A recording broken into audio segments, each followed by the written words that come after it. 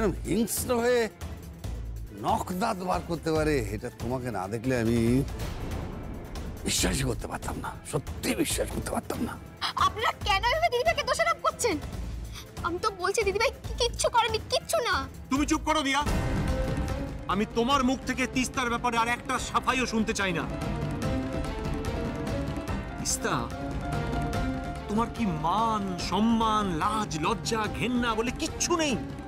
সারাক্ষণ তাহলে যাচ্ছ আমাকে ডিভোর্স দাও ডিভোর্স দাও, আর তলে তলে জয়িতাকে এ বাড়ি থেকে তাড়ানোর জন্য প্ল্যান করছো। আমি একবার তো বললাম রক্তিম, আমি এসব কিছু করিনি। করনি মানে? আলবাত করেছো। ঠিক ঠিক এরকমই হাইট, এরকমই হাইট, এরকমই হাত পা। হ্যাঁ, ঘরে তখন অন্ধকার ছিল, তাই আমি ঠিকভাবে আইডেন্টিফাই করতে পারিনি, কিন্তু আমি শিওর তুমি সেটা ছিলে। আর তাছাড়া করবে নাই বা কেন তিস্তা? তুমি তো আমাকে সহ্য করতে পারো না, তুমি পারবেই বা কে করে আমাকে সহ্য করতে? তুমি তো কোনোদিন মা হতে পারোনি না। আর আমি এ বাড়িতে আসার পর সেই অক্ষমতাটা আরো বেশি করে সবার সামনে ধরা পড়ে গেছে, তাই তুমি আরো আমাকে সহ্য করতে পারছো না। আর তাছাড়া আরেকটাও কারণ আছে, রক্তিম রক্তিম হাতছাড়া হয়ে যাচ্ছে, তুমি সেটাও মেনে নিতে পারছো না, তাই তুমি সর্বান্তকরণে আমার ক্ষতি চাইছো। আচ্ছা তিস্তা, একটা কথা বলো তো, আজ যদি ভয় পেয়ে ওইভাবে ছুটতে গিয়ে আমি পড়ে যেতাম, আমার কিছু একটা হয়ে যেত, আমার সন্তানটা জয়ী, জয়ী, এসব কথা কোনোদিন তুমি মুখে আনবে না, কোনোদিনও না। তিস্তা, তিস্তা, তুমি এতটা নীচ, এতটা ছোট মনের একটা দুর্মুখ মানুষ। তোমার জন্য যদি আমার মনে একটুও খারাপ লাগা থেকে থাকে, তাহলে আজ সব শেষ হয়ে গেল, সব। বেরিয়ে যাও, বেরিয়ে যাও। কি শুনতে পাচ্ছ না আমি কি বলছি? বেরিয়ে যাও বাড়ি থেকে। আমার চোখের সামনে তুমি থাকবে না, আমি তোমাকে দেখতে চাই না। তোমার নিঃশ্বাসে আমার সন্তানের ক্ষতি হতে পারে।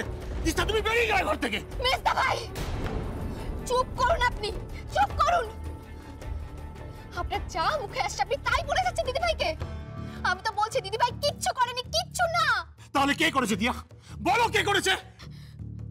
আমি করেছি।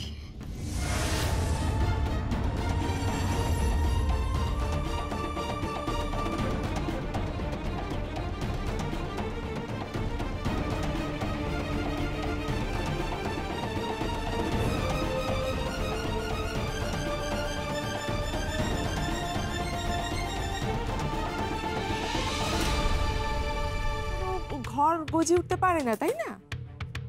গেস্ট রুমে মা আর দিভাই থাকছে, আর বাকিরা তো যে যার ঘরে।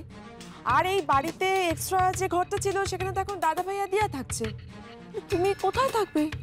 কেন কেন আমি আমি রক্তিমের ঘরে থাকবো?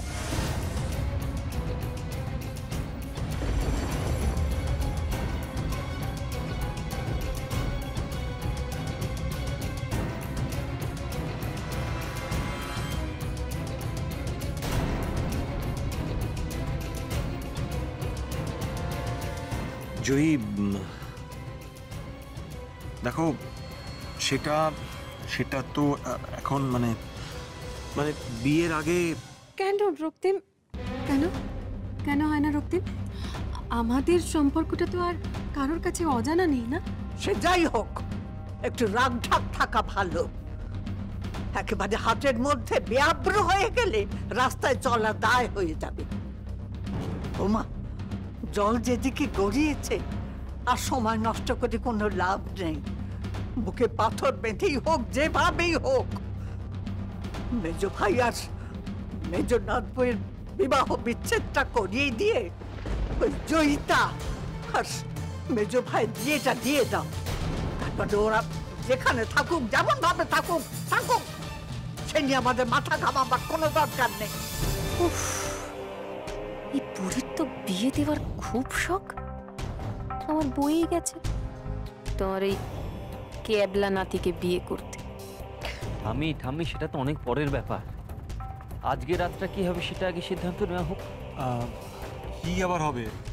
আজ রাতে জয়ী আমার ঘরে থাকুক, আমি বরং জয়িতার ঘরে শুয়ে পড়ছি। কি আর্য, খুব হতাশ হলে তো। জয়িতা ওই ঘরে থাকবে না জেনে তুমি ভাবলে যে তুমি আবার ওই ঘরটা ফেরত পাচ্ছ। একটা কথা আমায় বলো তো, তুমি কোনোভাবে দিয়ার সঙ্গে এই প্ল্যানটায় জড়িয়ে নেই তো?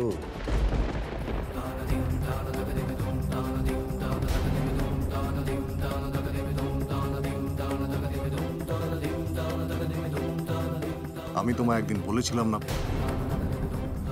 তোমার আমার মধ্যে মূল্যবোধের অনেকটা ফারাক আছে। আমি যেখানে আছি ভালো আছি, আর ভালোই থাকবো। না, আমরা ভালো নেই। একটা মিথ্যেকে দিনের পর দিন প্রশ্রয় চুপ দিয়া, চুপ। চলো আমার সঙ্গে, চলো। না না না, তুমি আমার চলো দিয়া, চলো, এসো। তুই বুঝতে পারছো না আর্য?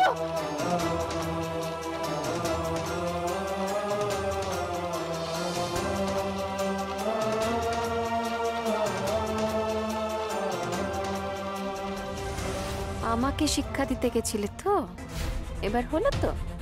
কথায় বলে না, অতি চালাকের গলায় দড়ি। তোমার হয়েছে সেই অবস্থা। আর্য, আমার কথাটা শোনো আর্য। আর্য, জয়িতা মিথ্যে কথা বলছে। জয়িতা প্রসঙ্গে আমি তোমার মুখ থেকে আর একটা কথা শুনতে চাই না, একটা কথাও না। তুমি যা করার, যা বলার গত দুদিনে বলে ফেলেছো। এখন যা করার সেটা আমি করব। আর্য, তুমি কি করবে? আর্য, চুপ, একদম চুপ। আর্য, তুমি আমার কথাটা বুঝতে পারছো? এইসব শাড়ি নিয়ে কি করবে তুমি? আরে বলবে তো। যা করছি এটা আমার অনেক আগে করা উচিত ছিল দিয়া, অনেক আগে। দিয়া, পরিস্থিতিটা তুমি বুঝতে পারছো না, বুঝতে পারছো না দিয়া। আমার শেষ সম্বল গাড়িটুকু আমি বেচে দিলাম। বেচে দিয়ে যে কটা টাকা আমি হাতে পেলাম সেটাও ছিনতাই হয়ে গেল দিয়া। আমার কাছে এখন কিচ্ছু নেই, আমি নিঃস্ব। এই অবস্থাতে আমরা একটা নতুন যুদ্ধ, নতুন লড়াই করতে চলেছি। কি করে করব, কি করে দিয়া? আমাদের হাতে একমাত্র অস্ত্র হচ্ছে গিয়ে তোমার ব্যাডমিন্টন র্যাকেট আর তোমার স্টেট চ্যাম্পিয়নশিপ জেতা, বুঝতে পারছো? হ্যাঁ, আর এর মধ্যে তুমি তিস্তা, রক্তিম, জয়িতা ওরা কি করছে না করছে তার মধ্যে ঘুরপাক খাচ্ছ। তোমার এখন এইসব প্রমাণ করার সময় নয়। তোমার এখন এইসব প্রমাণ করতে গিয়ে তোমার খেলাটা নষ্ট হচ্ছে, খেলাটা। দেখো আর্য, আমি যা করেছি আমার নিজের লোকের কথা ভেবে করেছি, আমার পরিবারের জন্য করেছি। দিয়া, নিজের পায়ের তলার মাটি শক্ত না হলে অন্যের পাশে দাঁড়ানো যায় না। রক্তিম, জয়িতা, তিস্তা ওরা যেটা মেনে নিতে পারছে সেটা তুমি কেন মেনে নিতে পারছো না? কেন পারছো না তুমি? হ্যাঁ, বাড়ি শুদ্ধ লোকের সামনে নিজেকে ছোট করছো। জয়িতা সত্যি বলছে না মিথ্যে বলছে এটা তোমার প্রমাণ করার দরকার নেই দিয়া। তোমাকে প্রমাণ করতে হবে খেলে, জিতে। সামনে স্টেট চ্যাম্পিয়নশিপ, সেটা জিততে হবে দিয়া তোমাকে। আর তুমি এখানে থাকলে তোমার খেলাও হবে না আর জেতাও হবে না। তাই তুমি এখন তোমার বাড়িতে যাবে। আমি তোমাকে তোমার মা বাবার কাছে নিয়ে যাচ্ছি। স্টেট চ্যাম্পিয়নশিপ শেষ না হওয়া অবধি তুমি ওখানেই থাকবে। চলো, এসো। না, আমি কোথাও যাব না। এই বাড়ি ছেড়ে আমি কোথাও যাব না।